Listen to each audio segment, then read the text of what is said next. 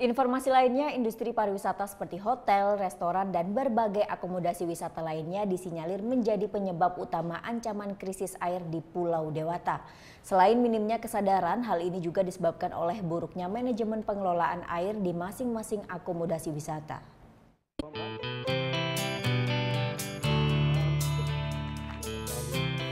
Ratusan orang dari berbagai unsur seperti jajaran pemerintah, aktivis hingga pelaku pariwisata berkumpul di Tropical Garden Waterboom Kuta Sabtu malam.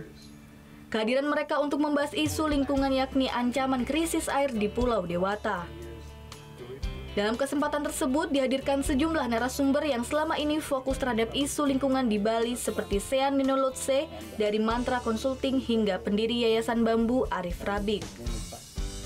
Dalam pembahasannya, salah satu penyumbang terbesar ancaman krisis air di Pulau Dewata yakni bersumber dari industri pariwisata, seperti hotel, restoran, serta berbagai akomodasi wisata lainnya.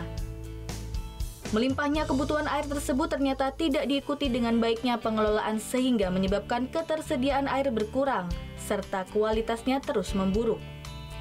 Ancaman krisis air ini pun ditampilkan dalam sebuah film dokumenter berjudul Balancing the Water atau Keseimbangan Air. Kita dari pariwisata, masalahnya paling besar pariwisata, tapi bukan artinya pariwisata harus stop.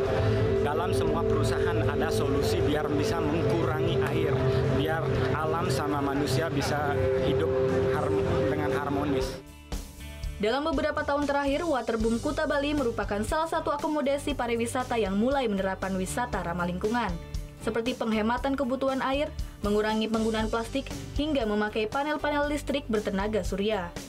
Cara ini pun diharapkan dapat diikuti oleh pelaku wisata lainnya, sehingga keberadaan pariwisata sejalan dengan kelestarian lingkungan sesuai 3 konsep keseimbangan yakni Trihita Karana. Kade Martana melaporkan untuk NET.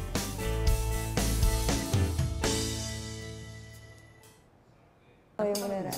Iya, oke. Tapi gue pernah. Nah, udah kan nonton beritanya? Jangan lupa di-subscribe, di-like, dan juga di-komen ya akun YouTube dari Net Bali. Terima kasih udah subscribe. Yang belum, jangan sampai lupa. Di sebelah sini nih. Subscribe.